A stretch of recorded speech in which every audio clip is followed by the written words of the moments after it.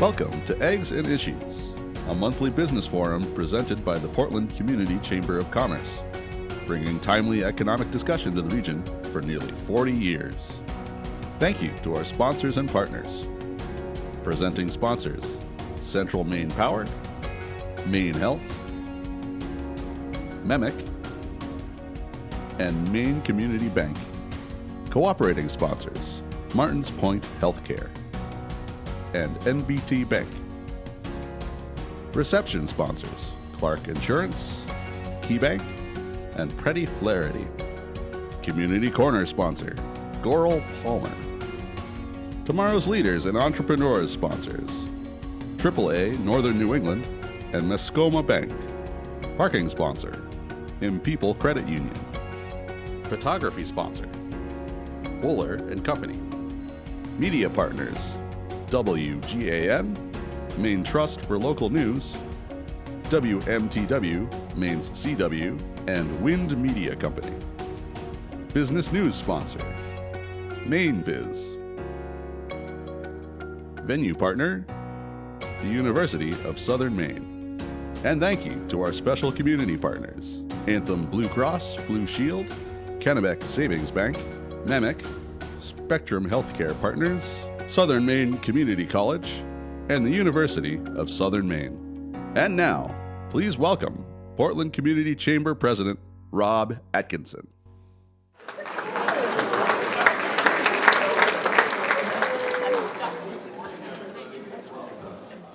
An important announcement: if you want bacon, there's about 5 pounds of it still left, so please take it to your office. Help us out. I want to welcome everyone to this morning's Eggs and Issues. We're so glad you could join us this morning for the third installment of our spring semester of Eggs and Issue, Maine in Focus. As you just heard, my name is Rob Atkinson. I'm the Director of Marketing and Public Relations at MEMIC, and I'm also honored to serve as the volunteer president of the Portland Community Chamber of Commerce. Today's program, Reimagining Education in Maine, will examine education in Maine and innovative ways to support schools, thriving communities, and helpfully support our resilient future workforce. Before, though, we begin, I've got a little bit of housekeeping.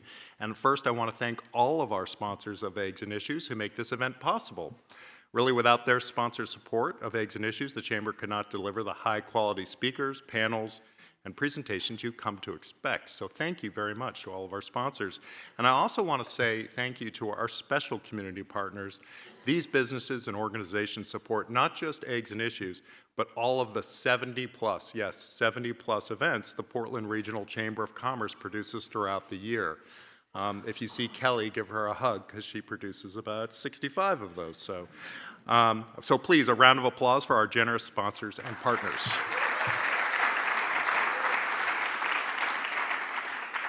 This is always exciting. We like to recognize the following businesses who are new members of the Chamber, and we're grateful to those who have joined us over the past month. These companies are adding fresh energy, ideas, and leadership to our network. So thank you all for joining the Chamber, and please welcome them.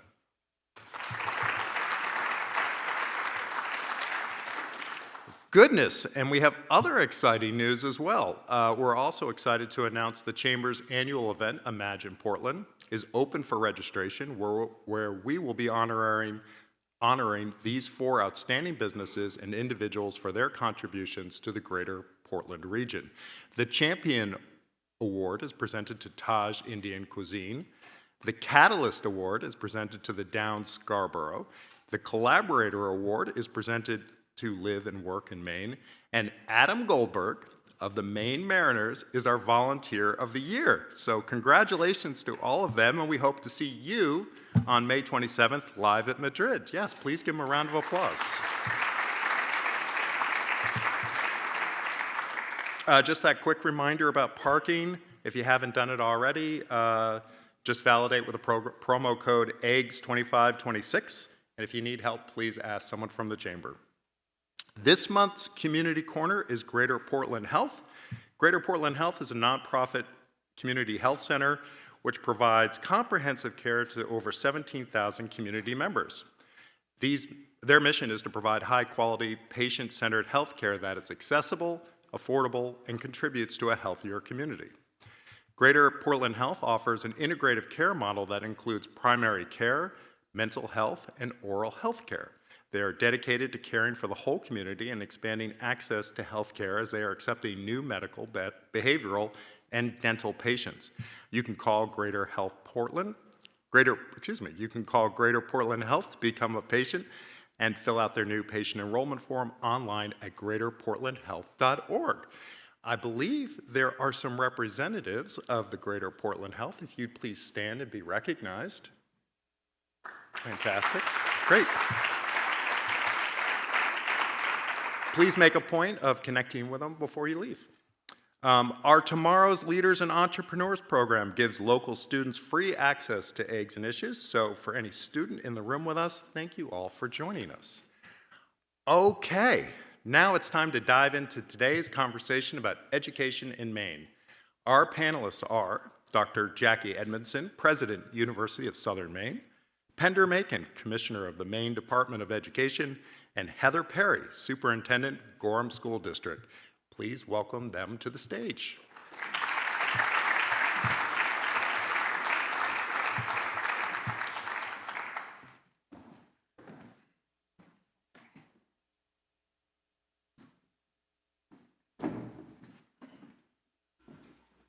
Well, welcome everybody, and thank you all for joining us. This is exciting. So today's conversation is one that really is a deeply important matter to Maine, and for me, it's profoundly personal. I totally believe that education is one of the most transformative things that we can offer to anybody. It's a way to lift somebody up. It's the path, whether you're going into trade schools or you're going to be a doctor. It's really the only thing that you can do to raise yourself and change your situation. But you know, I would argue that education in Maine is at an important crossroads right now. Schools are continuing to navigate the long-term impacts of the pandemic, for example, and we're also seeing some significant shifts in technology, workforce expectations, student needs, and the broader question of what it means to prepare young people for the world ahead. And if that wasn't enough, at the same time, this conversation is unfolding against a very current backdrop in Augusta, where lawmakers are in the final stretch of the legislative session that are actively debating major education issues, which could have profound impacts on your budget. So, while there are certainly important headlines and policy debates in the air right now, this morning is an important opportunity to step back and ask some of the bigger questions. And I wrote them down so I wouldn't forget. What does student readiness really mean today? What skills matter most in a rapidly changing world? What is working in Maine school right now? And how can the business community be a constructive partner in helping young people succeed? So we're fortunate to have this talented group of people here with us today. But before we begin, I want to start with Commissioner Macon, who has prepared a presentation for us. So let's start with you. Okay. Heading on up there. Good morning, everybody. Here we go. So I was asked to use about 8 minutes of the time to set the stage in terms of how are the schools doing, what's going on in education here in Maine. And it depends on what measure you're looking at.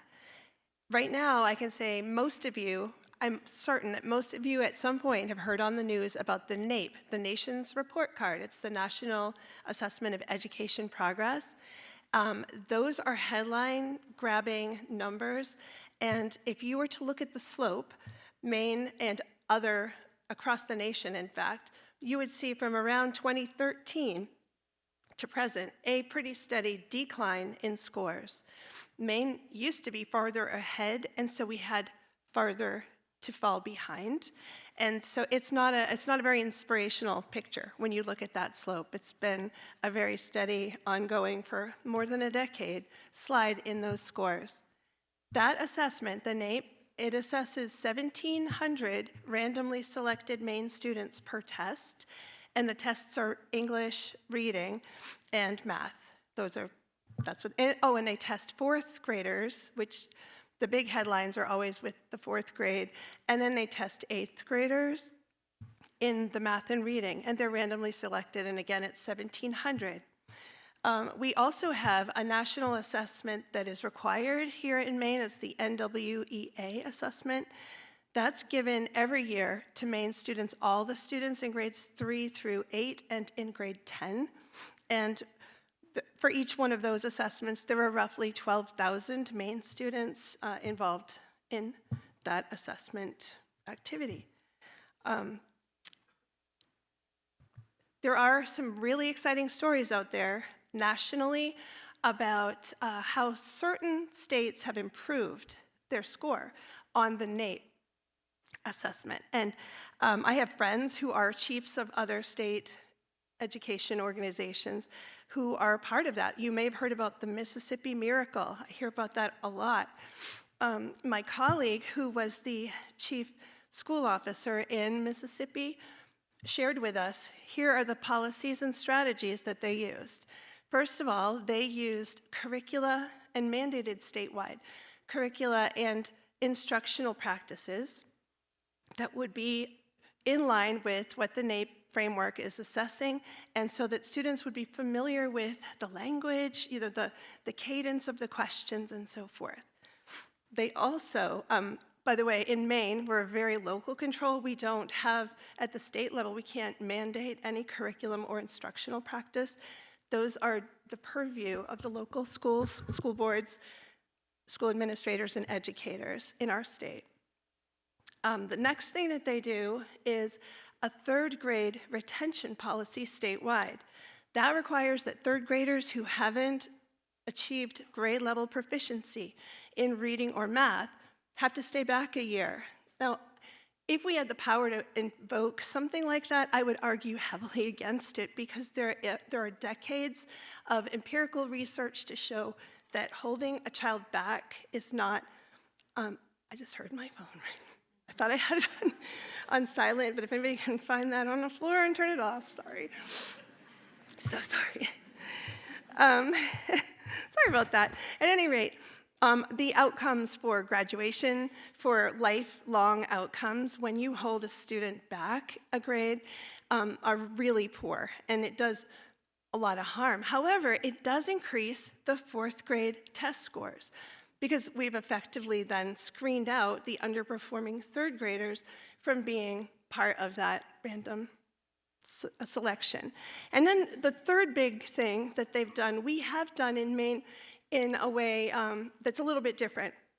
So Mississippi mandated instruction using the strategies of the science of reading, and that's phonetic awareness, the phonemes. Most of us who are my age, we had that type of instruction in school, and schools fell away from it for a while. At any rate, at Maine Department of Education, we didn't mandate it, but we did invest $10 million of the emergency relief funding so that every school in the state of Maine could have a pilot project to work on science of reading, to purchase a program, or to get professional development in that area. So that's how we kind of managed it.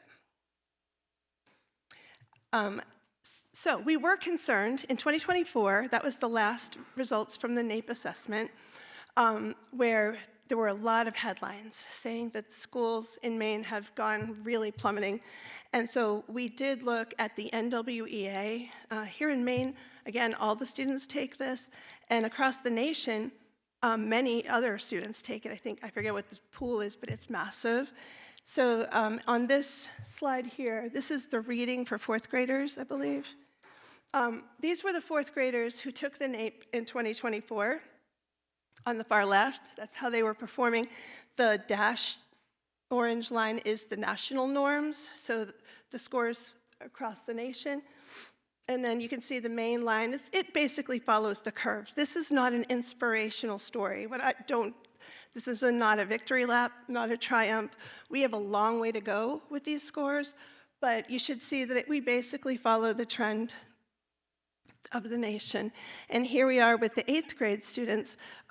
It follows them, I forgot to mention, follows the 4th graders and follows the 8th graders right up through the fall of this year on their NWEA scores.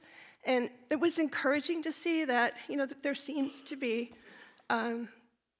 some growth and some progress, but again, we still have a long way to go. And when you say, how are the schools doing, and the answer is a test score, you're looking at a snapshot in time, and you're not seeing the whole picture. Here are some examples of other school ratings. Here we are at an uninspirational overall score of 19th nationwide, so I figured I'd go with a middle-of-the-road one. This is consumer affairs. There are reports every year that are collected by various organizations. They take data and methods and mix them up. You can check this out. You can look at their methods if you'd like to. Here's a link to their website, breaking down what goes into a score of, or a ranking of 19. And you can also just Google or AI search anywhere, and you're gonna find all kinds, like there is not a shortage of school rankings anywhere. So a couple other measures. Looks like Maine is either 3rd or 6th in safety. That's a very high priority for a lot of people. We're 14th apparently in school quality, according to Wallet Hub, and World Population Review has us 28th in school spending as a % of income. So we wanted to know at the Department of Education, what do the people of Maine want to see? What do we prioritize? Because all of these rankings can be meaningless if we don't know what are the inputs. And so we did 2 summers ago, we traveled the state. We had a research group, the same people who do Portrait of a Graduate. They came to our state, they went to every county, convened business leaders, leaders of innovation, community members, parents, and asked a number of questions, and also talked about the future of education given the shifting landscape as a result of AI. Turns out oh, by the way, I do encourage you, if you haven't seen it, please do check this out. You'll see what the people of Maine wanted.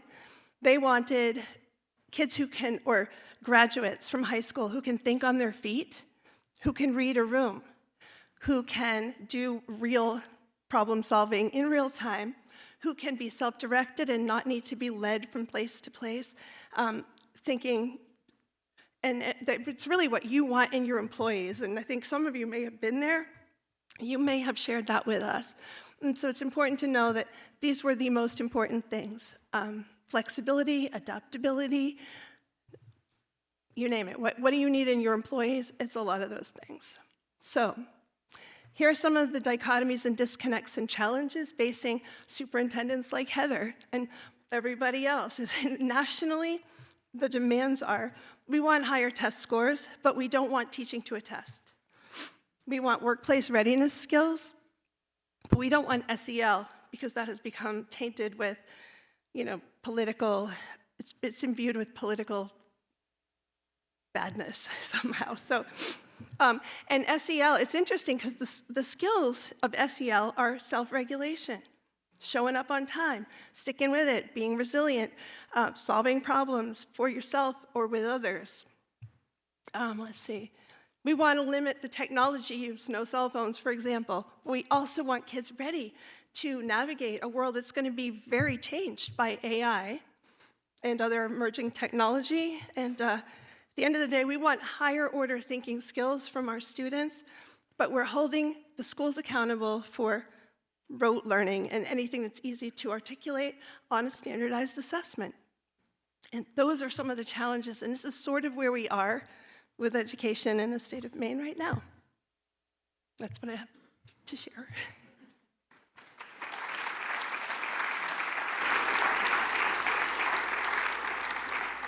Well, goodness, that's a lot. You've been busy. Yeah. Heather, I want to start with you. Do you have any reactions to what you just heard? I love that last slide. That last slide was a good one. I hadn't seen it before, so thank you, Pender, for sharing that. But I think that last slide absolutely does indicate the challenges that lie ahead for public schools in Maine and for public school leaders in Maine to articulate the stories of what are happening in our schools. And it's always been a bit of a dichotomy. If you go back and you look at research in the past around satisfaction with public schools, there's a pretty decent trend that shows at the national level, You know, when individuals are asked, what do you think of public schools? When you think nationally, people are pretty low ranking of public schools. When you think at the state level, it's a little higher, but it's still low ranking. But then when you ask people what do they think about their local public schools, it's typically very high, you know, much higher than what they would rank in general. And so it's kind of, it's a very strange dichotomy that exists between things like talking about test scores, which are very important. Don't get anybody wrong, and I think, Pender, you were very clear about that. Those assessment scores are important, but they are one way to measure out of many the success of public schools. And I think the challenge for public schools in the state of Maine is to be more clear about what does matter in our local communities, how do we measure that success, and then how do we tell that story to our public about what is actually happening in our schools, so that they better understand what the realities are of our schools in very positive and hopeful ways. I'm very positive, I'm very hopeful, very optimistic about public schools in the state of Maine and beyond, and I'm very active at the national level as well.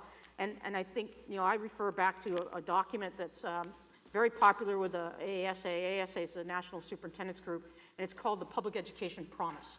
Anybody can Google that too as well, but the Public Education Promise is a really important document that I think we should all pay very close attention to. And it talks about what is the purpose of public schools, what should we be doing, and measuring what matters is one of those components, but also things about the skills that we need for our students. And those really do emphasize what Pender talked about, those what I call durable skills. Some people call them soft skills, some people call them, there's a lot of different names for them, but I call them durable skills because they've been the skills that have mattered since the dawn of time. And those are the ones that I think that we should continue to focus on, and those are the ones that I think we need to do a better job of measuring and articulating to our public that these things are happening in our schools. And I do want to talk about a new foundation for success metrics in just a little bit, but Jackie, if we could pass that down. Jackie, I think you have a slide, and I'd love to hear your thoughts on this. Thank you. And it's really just an honor to be here with my colleagues. This is terrific. And it's great to have the opportunity to talk about the importance of public education. Public education in K-12 is critically important, and public education in higher education is critically important as well. And so I'm really proud to be part of the University of Southern Maine. We're the only public university in Southern Maine, and I'm really excited to talk with you about that. Our challenges are much the same as what you hear in the K-12 schools. And a lot of the challenge of telling the story of the importance of public higher education resonates around the fact that most news reports nationally about higher education focus on just a few Ivy League schools. When you hear about the costs of higher education, when you hear about some of the challenges, you're hearing about Harvard and Yale and some of the other schools that are really expensive and not like the University of Southern Maine or other public universities. And so we recently did an economic contribution analysis. This was completed by one of our professors, Rachel Bouvier, in our economics department. She's wonderful, and this just captures some of the data, and I would be glad to share the report with anybody the full report with anybody who's interested. But you get a sense of our enrollment. This includes our early college. Our economic contribution from the University of Southern Maine is about $385 million across the state. We have, I think one of the most important things I would like to emphasize with this group is that our graduates stay in Maine. 87% of our students graduate from the university and stay in Maine, and 36% of our out-of-state students also stay in Maine. And so we're really an economic and cultural hub for the state, and a real anchor, I think, in Southern Maine when it comes to the contributions that we're making, and that's a story that we have to get out in ways that counter those narratives about higher education. Yeah, and I do want to commend you. So my son recently got into Northeastern University, and I was thrilled until they said it was going to be $100,000 a year, and I was like, we're out. But on the same idea, though, University of Southern Maine, the total cost for a resident of Maine is $22,000. That's including everything, and that doesn't even take into account merit money, right? That's exactly right. And in last year's graduating class, for the students who were from Maine, half of the students graduated without debt from tuition. That's a story that we need to tell. Yeah, that's it. Can I add? Yeah. And just adding to that, I want to say that as a Gorham Public Schools, our collaboration with USM has been incredible. And we have students with our dual enrollment programs at Gorham High School that are able to earn upwards of 32 credits before they graduate from high school going towards USM, which then even further reduces that potential amount of money that they have to take out for those. So just a wonderful partner and definitely worth the congratulations on that. Yeah, and it's definitely worth everybody, if you have children in schools, to talk to your school counselor about ways you can get college credit at the high school level. It really is a big deal. Yeah. If I can just add, Please. Maine, we believe, has the most generous per capita early college free paid through the Department of Education. So they can get a lot of credits while they are still in high school, and those can transfer right into a degree program. So. And some of the students who are doing that early college work from Gorham are here today. Yeah. And I don't know, they're in the audience somewhere. Can they Yeah, stand can up? you stand and be These recognized? are, yeah.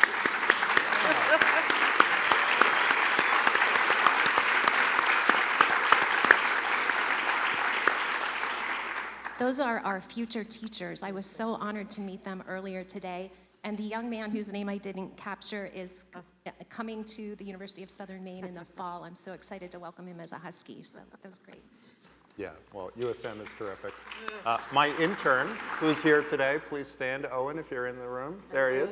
He will be joining me this summer at Mimic, so that's from USM. So, Commissioner, let's go back to you. So a lot of the conversation right now is unfortunately shaped by headlines, and they're not always good. So whether it's around student performances, school funding, or policy debates in Augusta, what do you think Mainers need to understand most about the fuller picture of where education stands now? Yeah, I think what people really need to know and to be reminded of constantly is that your local public schools are the foundation of our civilization, really. It's the most important work that we engage in as a community, and it's not just the work of the educators, it's not just the work of the school leaders, it is really the work of each community. And there was a time when school board members across the board, in terms of their ideology, would show up at a school board meeting, they would have conversations, they'd argue even a little bit about things, but they would then focus solely on what is the right thing for these kids and for this school community. And now we have such division and such polarization. I think it's very important that people consider removing education, the most precious thing we hold, from the center of that argument. And there are plenty of other things I think that we can all argue about, but let's get together and support our schools. And it requires that hyper-focus, I think. Yeah, and Heather, how do those conversations show up at the local level? Well, I love the conversation because I truly believe 100% as well that, you know, I know that some people look at the state of Maine and wish that maybe there would be more state-level mandates and push things down from the state level. We have a local control state, and some people think of that as a challenge. I think of that as the actual asset of our state of Maine. That is one of our largest assets, is our individual communities. And in Gorham, and I'm looking right here at John Smith, who's right in the middle of the group here, but in Gorham we have a group that's called the Business Roundtable. It's been around since 2014. That Business Roundtable group has met collaboratively with the school system since that time, and has talked about how can we better integrate, how can we better serve one another in a community, and how can we sort of wrap our arms around the whole community and our students and really improve their experiences in our schools. And it was from the Business Roundtable that our Aspire program, which is what these students are participating in, that just stood up a moment ago, that was born out of that experience. And those business partners are incredibly important for us. We have approximately 350 business partners in the community of Gorham that in one way, shape, or form volunteer their time, either as mentors or coming into our schools to work with our students to help them to see what are they learning in their classrooms and how is that related to the aspirations that they have for their futures, and making those connections and getting those real and authentic and meaningful learning opportunities, not just in the four walls of our schools, because that's kind of, to be honest, the worst place to be learning. It's really out there in the community. That's the best place to be learning, and that's what having those partners as businesses has allowed us to do. It's allowed us to open up the four walls of our schools and allow students to have experiences like the ones that that group of students right there in the back is having. That group in the back are teacher apprentices. We have a pre-apprentice program under our Aspire program, and in high school, it's a year-long experience They're able to take a formal course, dual enrollment through USM. Over the course of the year, they're able to get out, work with mentor teachers, work in our classrooms, in the schools, and determine, hey, I thought I want to be a teacher. Now, do I really want to be a teacher? Luckily, I think at least 3 of them that I randomly selected say they're going to continue to be teachers, which is awesome. But it's equally valuable experience if they decide not to become teachers, because they're having those experiences while in high school. And I think those are the things that can only happen in our public schools when the community wraps themselves around the public schools, and the public schools engage in those conversations. So it's a two-way conversation. Yeah, and I love it because it sets up Jackie perfectly, because workforce development, and which we're passionate about at MEMIC, of course, is, you know, we need it in Maine. We need thousands of new workers by 2030. So all of this kind of resonates deeply with me. And Jackie, from your perspective, where do you see this conversation? Yeah, I first of all want to thank the business partners who are in this audience today, because without them, we couldn't do what we do. A college education is much more than the classes you take. The classes the students take are important, don't get me wrong, but we put a real emphasis on experiential learning. So whether it's research experiences, internships, and we have such strong partnerships with our business community. Our graduating class last year, 60% of the students had at least one internship, which I think is incredibly important. And I see the staff from our career hub in the back there today. Thanks for being here. They just do amazing work making sure that our students get out there and have hands-on experiences. And then the business community also serves on advisory committees to us. They help us think about our curriculum. They help us to think about workforce needs. It's really important to me and to the faculty and staff that we're serving the needs of the community and the broader needs in Maine, whether it's nursing education, teacher education, preparing business leaders for the future. That all of those areas are just so important to us, and we're really grateful for the opportunities that our students get in the communities. We have a new marketing campaign that talks about how Southern Maine is your campus, and it's true because it's not just the university campus, it's the entirety of Southern Maine that our students have access to. Yeah, the Portland campus is amazing. Commissioner, I want to ask you about preparing students for the world they're entering now, and just a quick story about that. So I went into a McDonald's the other day. Bear with me, I swear this has a point. I went into a McDonald's the other day. I hadn't been inside of McDonald's in a number of years. I went in, I didn't know what to do. There were nobody behind the counter. They're just kiosks.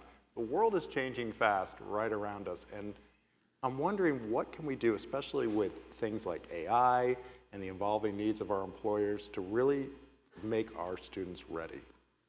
Well, it's interesting you mentioned the McDonald's example, because there are futurists who are saying that the emergence of AI is going to be more impactful than the emergence of electricity. Like, we've had a lot of shifts. It was like we have smartphones, but it is really going to fundamentally change a lot of things in the workforce.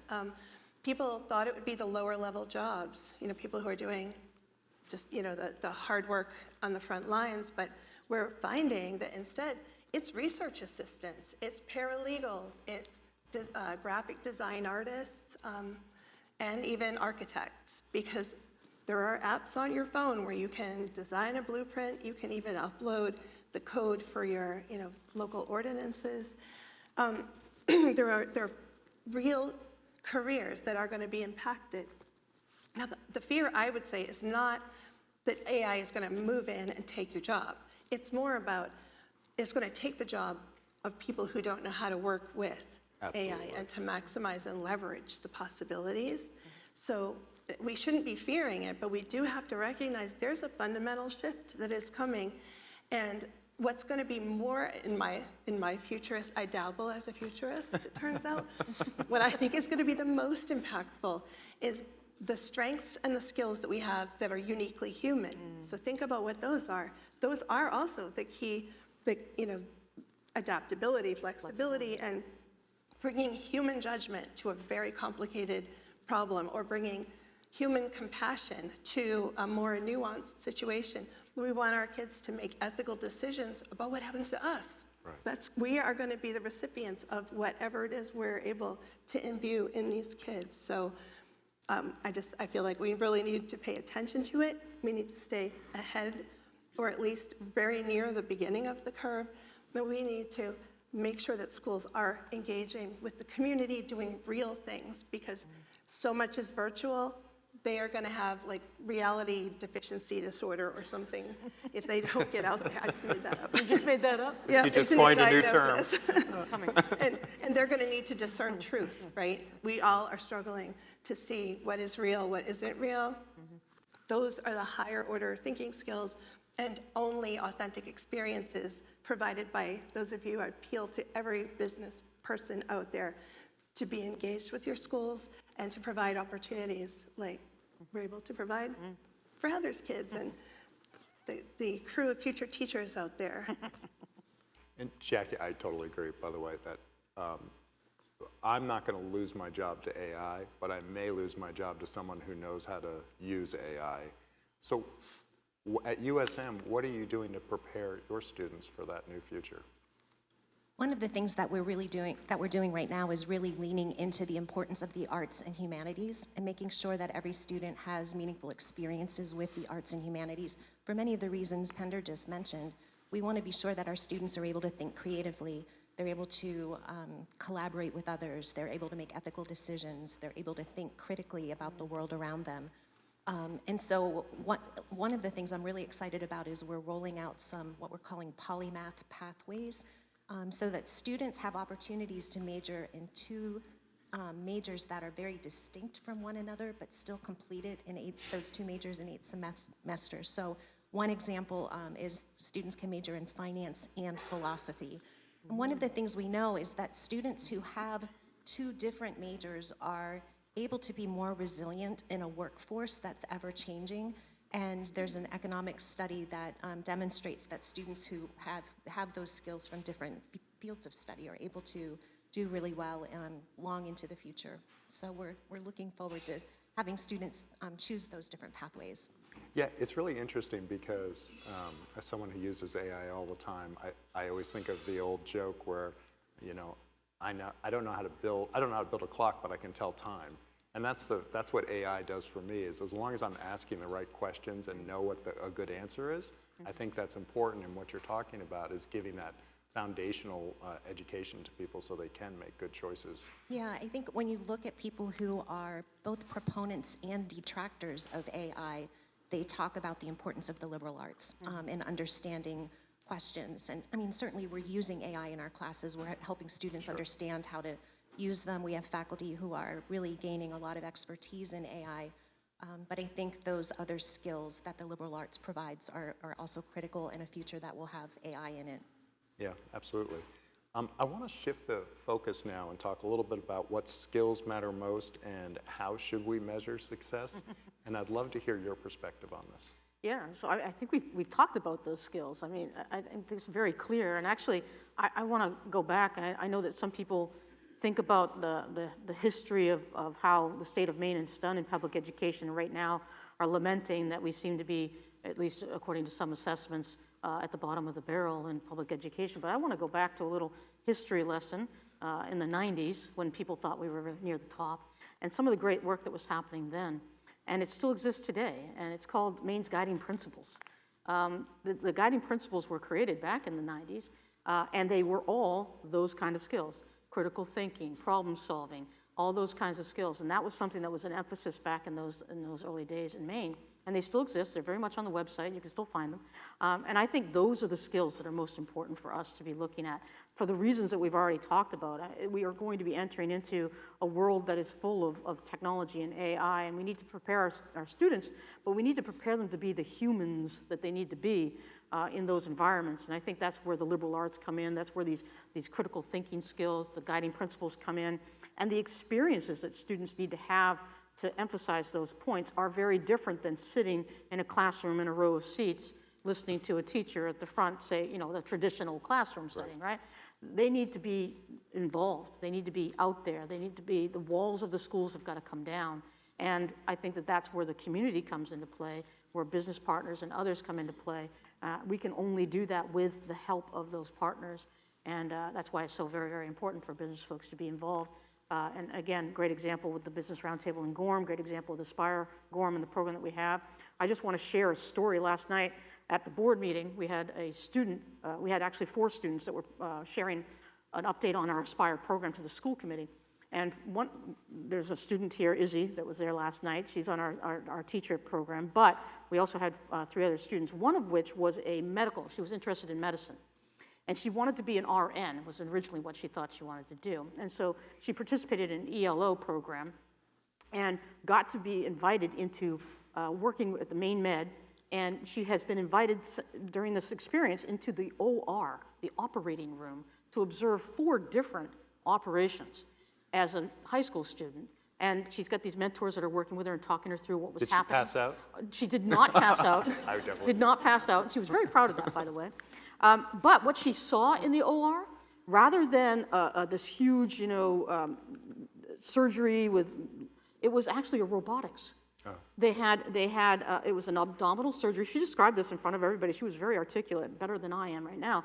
But it was a abdominal surgery that had 4 different robots pieces of it. They basically went into the OR, did what they needed to do to get the robots inserted, and then they all went over to these like little VR stations, she described it as, where they were kind of remotely operating these robots to perform the surgery, come back out again, and then at the end of the day, the patient was able to, the next day, get up, lift things, do what they needed to do, where otherwise it would have been 2 weeks out of work and those kinds of things. That's just describing the changes, and the way that our students can see those and experience those and talk with their mentors about that, it's just incredible. We need to be exposing our students to those kinds of things, and I think that's the most important skill set, is really how do you interact with mentors, how do you learn from one another, how do you maintain that humanness in these very, what's going to be very technologically advanced environments. Yeah, I mean, mentorship with business is going to have to be key in all of this, but as you talk, it makes me think for the commissioner, it's kind of scary because you're judged by reading and math results, and what you're talking about may not show up necessarily on that, and you could be taking a hit. Yeah. So do you have to have some type of bravery to go forward with this new plan, or? Well, to be honest, I mean, we're happy to take the hit at the state level. When you think about all of what goes into a testing event, yep. The psychometric factors, all of the things, we would, whatever it takes to free up the schools to do the really important instructional work that has to happen. I feel like assessment right now, big national assessments are scrambling and working very hard to get to the place where an assessment can measure. To the extent a student is a clear, effective communicator or an integrative thinker or any of these other problem solver. And there's a lot of money to be made out there in assessment, so if you have ideas on how you might break it down and measure that, but those are going to be the things that are critically important for students to have. And it's also very important, foundational reading, math skills, all of that is also very important. It just happens to also be very easy to show on a 0 to 4 scale, and you can plot it on a lovely graph. It's much harder to plot on a graph how adaptable, how well a kid reads a room, how well somebody can think on their feet. That is a lot harder to ascribe a quantitative measure to. So. Well, and I think that's why a lot of colleges don't use SATs as the ultimate measure now, because not every student can perform well on a test, but that doesn't mean they're not a high-performing academic achiever. So totally understand that. And so Jackie, hearing all of this, what are you doing, and what do you think are the most important skills and outcome we should be looking for in our students right now? Yeah, I think certainly the things we've already talked about in terms of critical thinking and adaptability and creativity. And I think one of the most important things we can also do for our students is to get them in those paid internships and have that those networking opportunities for them as they're going through their college career, not unlike Heather described. Sometimes people do an early internship and realize this isn't exactly the direction I want to go, and that's a very productive experience. And so we need business partners and community partners to help provide those experiences. We know that when students graduate, if they enter a job that requires a college education, they're more likely to stay in that job over the long term. Research bears that out. And students are also have longer lifelong earnings compared to students who may graduate from college and take an entry-level job that did not require a college education. Those students tend to stay in those positions and not have the full benefit of the lifelong earning that would come from a job that would require a college degree. And many of our students are first-generation students. They don't always have the skills to network, so we work really hard to make sure that we have networking experiences for them. Even like Eggs and Issues is a great example of an opportunity for our students to network, so that they can get into those positions over the long term. Yeah, and unfortunately, news the way it is, and I used to be in news, so I can say I was part of the problem, but we tend to gravitate towards the negative because it helps with viewership and all of that. But I really want to focus on what's working, maybe what's not being said in the headlines, which probably should be said in the headlines.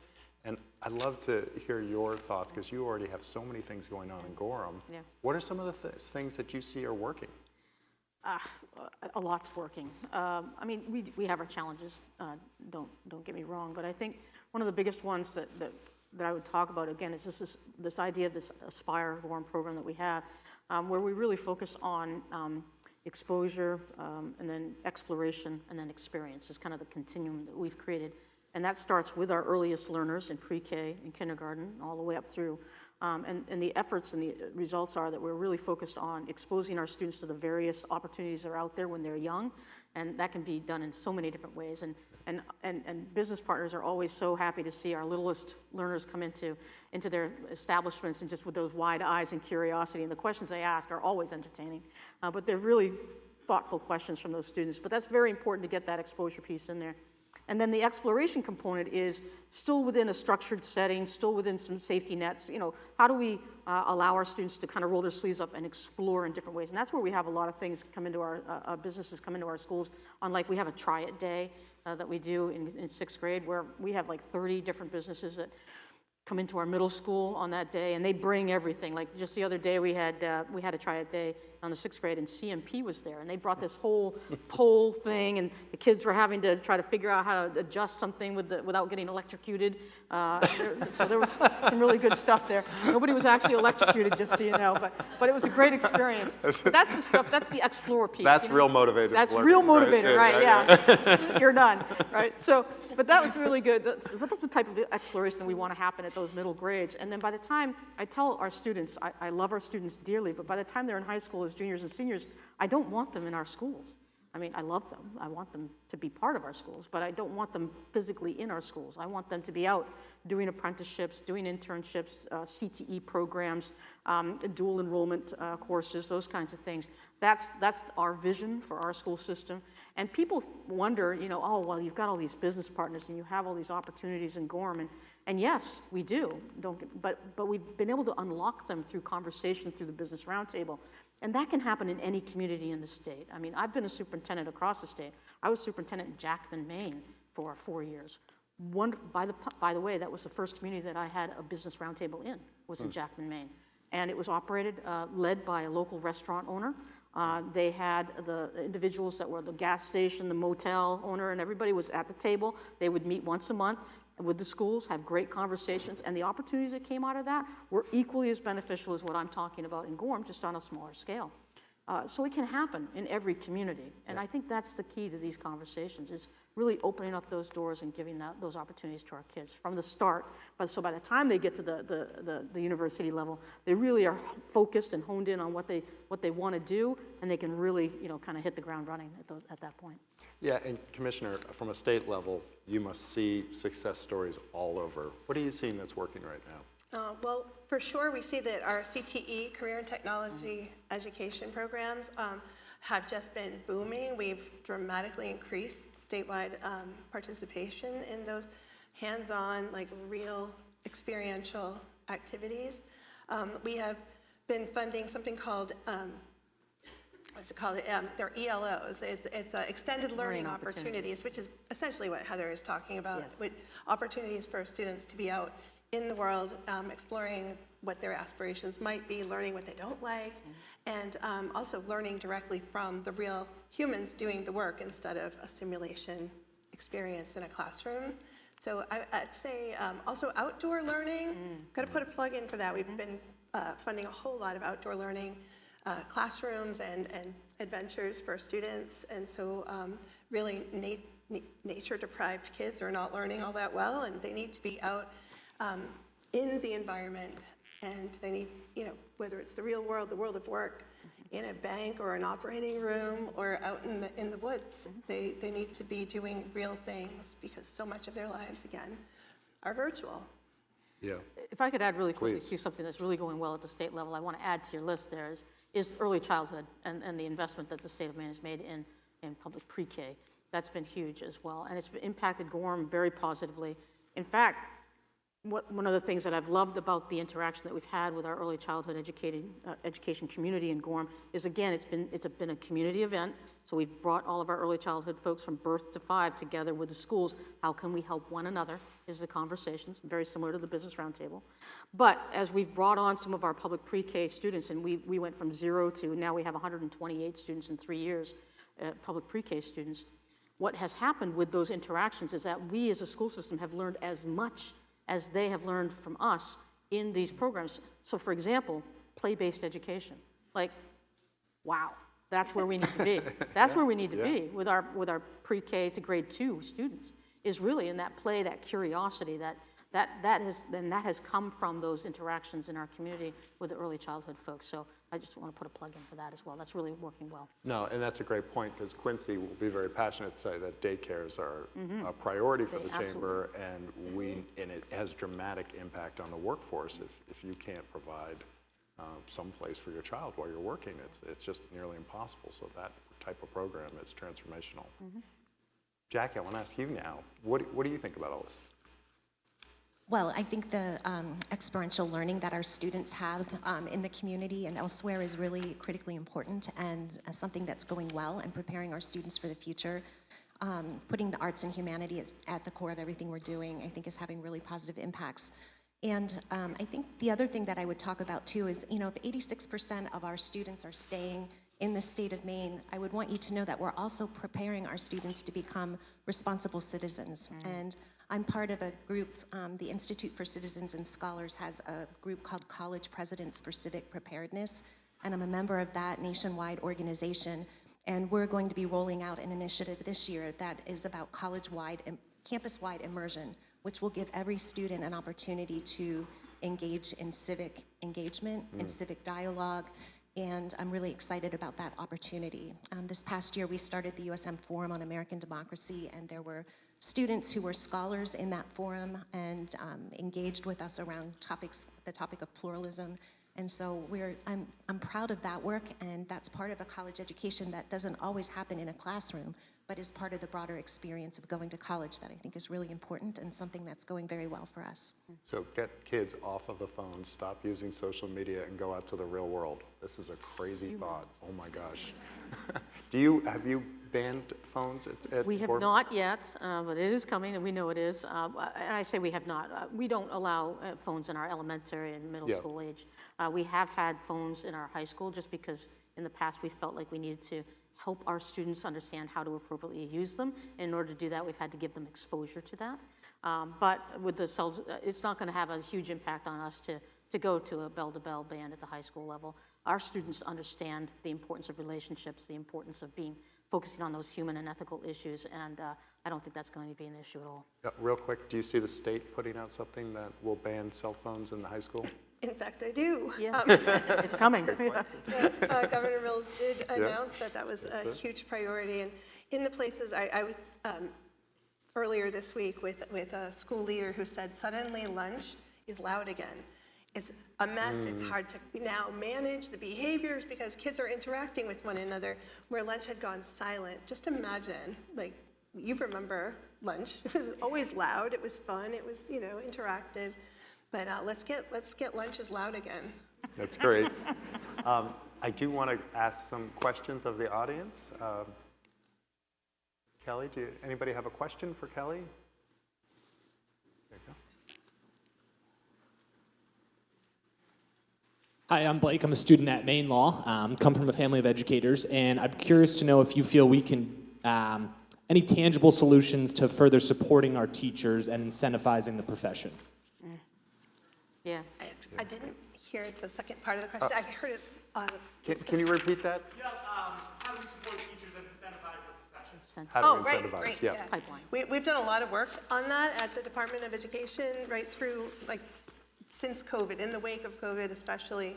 And you'd be surprised to know, some of the things we've done, we are celebrating what's going well. It's just very hard to get somebody excited to join a profession where all you hear is negative discourse out there. You hear, and you see the headlines, the schools are failing, the people are arguing about education. It's very hard. So we've been trying to turn that conversation toward what is amazing and hopeful. And Maine currently has 1,000 more educators in the classroom today than we had in 2018, well before COVID. And that is 100% different from the national trend. And also we have 85 more nurses out there. We are working so hard every day. We've made a lot of improvements in our certification process. We have a long way to go still, but we've made a lot of progress there. And we're trying to make Maine a place where educators feel like the professionals that they are, where they can be encouraged to do educational R&D and to be supported by their local communities and at the state level. Question down here. Kelly?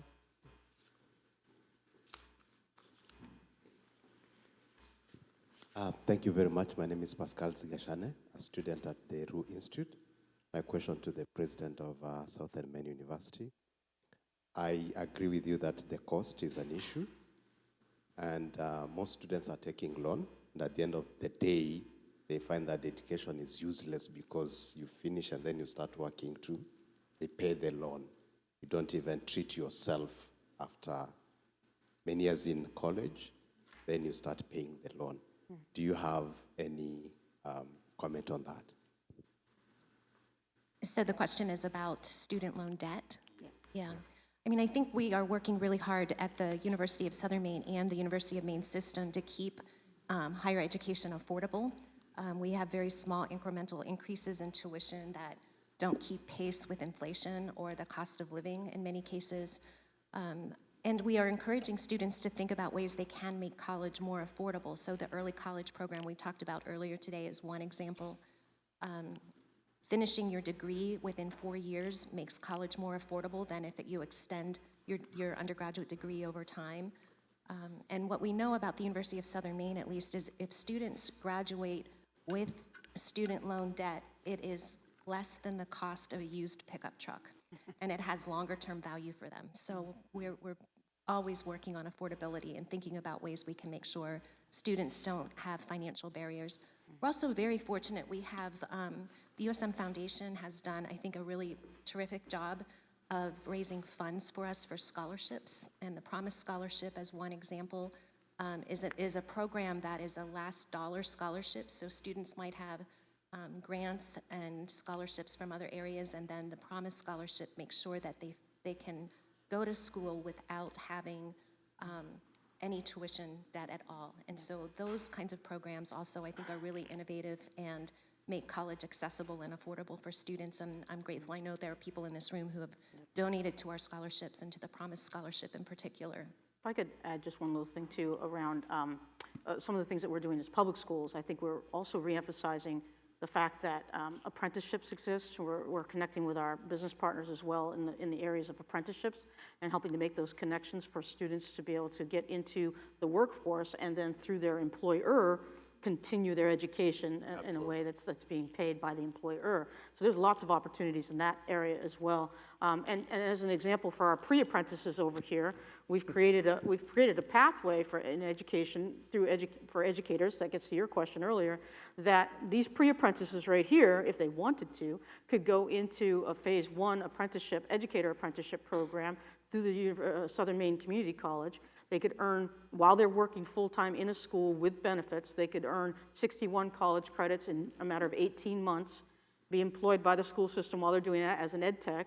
Then there's a phase 2 with USM in special education. We have in the form of special education that they can continue in a matter of another 2.5 years working in a school as an ed tech and then moving into a teacher role, they could become a certified teacher, all paid for the most part, either through the SMCC has some grant funds available, also prior learning experiences, and then some small tuition costs that the schools would take on, and then a little bit that they would have to take on as well, but very small amounts.